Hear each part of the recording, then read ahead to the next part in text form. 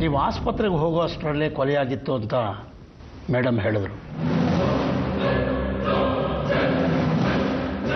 ನೀವು ಕೊಲೆಯಾದ ವ್ಯಕ್ತಿ ಅಕ್ಕಪಕ್ಕದಲ್ಲಿ ಏನಾದರೂ ವಿಚಿತ್ರವಾದದನ್ನು ಗಮನಿಸಿದ್ರ? ನಾವು ಅವನನ್ನು ಸುಮ್ಮನೆ ಬಿಡೋದು ಬೇಡ ರೀ. ನೀವು ಅವನ್ನ ಪೊಲೀಸ್ನವ್ರಿಗೆ ಇಟ್ಕೊಡಿ. ಅದನ್ನೆಲ್ಲ ನಾನು ನೋಡ್ಕೋತೀನಿ.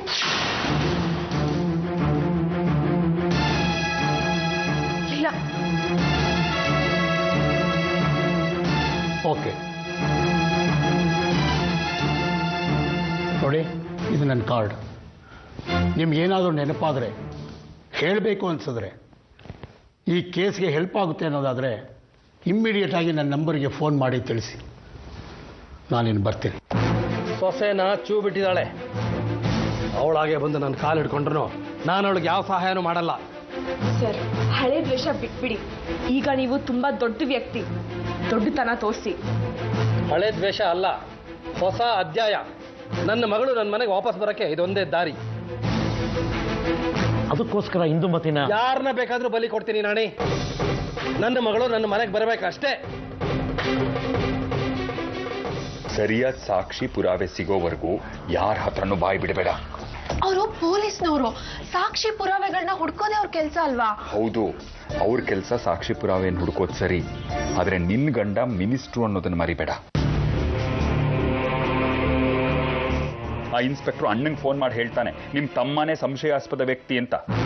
ಆರ್ಯನ್ ಸತ್ತಿದ್ದೇ ಒಳ್ಳೇದಾಯ್ತು ಅನ್ಕೊಂಡಿರೋ ಅಣ್ಣ ಮನೆಯವ್ರು ಸಿಕ್ಕಾಕೊಳಕ್ ಬಿಡ್ತಾನ? ಕೇಸ್ ಮುಚ್ಚಾಕ್ತಾನೆ. ಅಲ್ಲಿಗೆ ಜನಗಣ ಮಣ. ಹಾಗಂತ ಸುಮ್ಮನೆ ಇರಕ್ಕಾಗತ್ತಾ? ತಪ್ಪು ಮಾಡಿದವನು ತಲೆ ಎತ್ಕೊಂಡು ಆರಾಮಾಗಿದ್ದಾನೆ ಅಂದ್ರೆ ಶಿಕ್ಷೆ ಕೊಡಿಸೋಣ, ಆದ್ರೆ ಅದಕ್ಕೆ ಮುಂಚೆ ಸರಿಯಾಗಿ ತಯಾರು ಮಾಡಿಕೊಂಡು ಅಟ್ಯಾಕ್ ಮಾಡಬೇಕು. ಅಲ್ಲಿವರೆಗೂ ಈ ವಿಷಯ, ಈ ಚೀಟಿ ಎರಡನ್ನು ಮುಚ್ಚಿಟ್ಕೊ.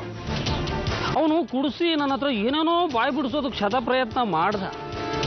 ಆದ್ರೆ ನಾನು ಯಾಕೆ ಹೇಳಿ, ನೀ ಎತ್ತು.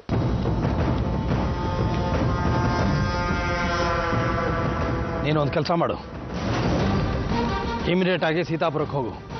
ಸೀತಾಪುರಕ್ಕೆ ಯಾಕೆ? ನಮ್ಮ ಚಿಕ್ಕಪ್ಪನ ಆಸ್ತಿನ ನುಂಗಿ ನೀರು ಕೊಡ್ದಿಯಲ್ಲ, ಅದನ್ನು ನಾನು ಕೊಂಡ್ಕೊಂಡಿದ್ದೀನಿ. ಹೋಗಿ ನೋಡ್ಕೋ. ಈಗ ನೀನು ನನ್ನ ಜೊತೆ ಇಲ್ಲಿರೋದು ನನ್ನ ಮೇಲಿಂದ ಅನುಕಂಪದಿಂದ ಅಂತ ಆಯ್ತು. ಅಮ್ಮ ಪ್ಲೀಸ್, ಈಗ ಯಾಕದಲ್ಲ? ಬಂದಿರೋ ತೊಂದರೆಗಳನ್ನ ನಿವಾರಿಸ್ಬೇಕು. ನಿಮ್ಮ ಪಾರ್ಟಿ ಲೀಡರ್ ಕುಲಕರ್ಣಿ ಸಹಾಯ ಮಾಡೋ ಹಾಗಿದ್ರೆ ಅಪ್ಪನ ಹಂಗೆ ಯಾಕೆ? ಕುಲಕರ್ಣಿ ಫೋನ್ ಮಾಡಿದ್ದ. ಮತ್ತೆ ಬಿಡಿ, ಅಪ್ಪನ್ನ ಇನ್ನೇನು ಕೇಳಲ್ಲ. ಒಟ್ಟಿನಲ್ಲಿ ಪ್ರಾಬ್ಲಮ್ ಸಾಲ್ವ್ ಆಗಬೇಕು ಅಷ್ಟೇ. ಕಾವೇರಿ 8ನೇ ಹಂತದ ಕಾಮಗಾರಿ ಕೆಲಸಕ್ಕೆ ಟೆಂಡರ್ ಕರಿತಾ ಇದ್ದೀವಿ. ನಿಮ್ಮ ಮಗ ಸಿವಿಲ್ ಇಂಜಿನಿಯರ್ ಅಲ್ವಾ? ಟೆಂಡರ್ ಹಾಕಕ್ಕೆ ಹೇಳಿ, ಕೆಲಸ ಆಗುತ್ತೆ. ಬದಲಿಗೆ ಏನು ಕೊಡ್ತೀರಾ ಸರ್? ಏನು ಬೇಡ ಬಿಡಿ, ಮುಂದೆ ನೋಡೋಣ. ಹಾ, ಇನ್ನೊಂದು ವಿಷಯ, ಆ ಇಂದುಮತಿ ಅನ್ನೋರ ಕೇಸ್ನಲ್ಲಿ ನೀವು ಇನ್ಕಮ್ ಟ್ಯಾಕ್ಸ್ ಕಮಿಷನ್ ಹಿಂದೆ ಬಿದ್ದಿದ್ದೀರಂತೆ. ಯಾಕೆ ಬೇಕು ಸರ್ ನಿಮ್ಗಿದೆಲ್ಲ? ಮುಳುಗೋ ಹಡಗು ಸರ್ ಇಂದುಮತಿ. ನಿಮ್ಮನ್ನು ಸೇರಿಸ್ಕೊಂಡು ಮುಳುಗ್ತಾಳೆ. ಯಾಕೆ ಸರ್ ಬೇಕು ನಿಮಗೆ? ಏನೋ ನೀವು ನಮ್ಮವರು ಅಂತ ಹೇಳ್ತಾ ಇದ್ದೀನಿ. ಮುಂದಿನ ವಾರ ನಿಮ್ಮ ಮಗನ ಕಳಿಸ್ಕೊಡಿ. ಅವನೇ ರೀ ಮಾಡಿರೋದು. ಇಲ್ಲೇ ಇದ್ದಿದ್ರೆ ಇಂದ್ರಜಿತ್ ಗಡ್ಡ ಅಂಟಿಸ್ಕೊಂಡು ಯಾಕೆ ಬರ್ಬೇಕಿತ್ತು? ಅದೆಲ್ಲ ನನಗೆ ಹೇಗೆ ಗೊತ್ತಾಗಬೇಕು ಸಾವಿತ್ರಿ? ಇದನ್ನೆಲ್ಲ ವಿಚಾರಣೆ ಮಾಡಬೇಕಾದವರು ಪೊಲೀಸು, ಅವ್ರಿಗೆ ಹೇಳು. ಅಲ್ಲ, ಇದಕ್ಕೆ ಮೊದಲು ಪೊಲೀಸ್ನವ್ರು ಬಂದಾಗ ಈ ಕೊಲೆ ಬಗ್ಗೆ ನನ್ಗೇನು ಗೊತ್ತಿಲ್ಲ ಅಂತ ಹೇಳಿಕೆ ಕೊಟ್ಬಿಟ್ಟಿದ್ದೀನಲ್ಲ. ಅದಕ್ಕೇನಂತೆ, ಇನ್ನೊಂದು ಸ್ಟೇಟ್ಮೆಂಟ್ ತಗೊಳ್ಳಿ ಅಂತ ಬರಕ್ಕೆ ಹೇಳ್ತೀನಿ.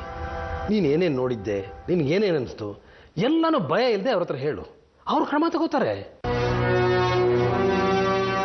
ಆದ್ರೆ ಇಂದ್ರಜಿತ್ ನಿಮಗ್ ತಮ್ಮ ಆಗ್ಬೇಕು. ಪರಶು ನನ್ನ ಒಡ ಹುಟ್ಟಿದವನು, ಅವನ್ನ ಜೈಲಿಗೆ ಕಳಿಸ್ಲಿಲ್ವಾ? ನ್ಯಾಯ ಮುಖ್ಯ. ತಪ್ಪು ಯಾರೇ ಮಾಡಿರಲಿ ಶಿಕ್ಷೆ ಆಗಲೇಬೇಕು.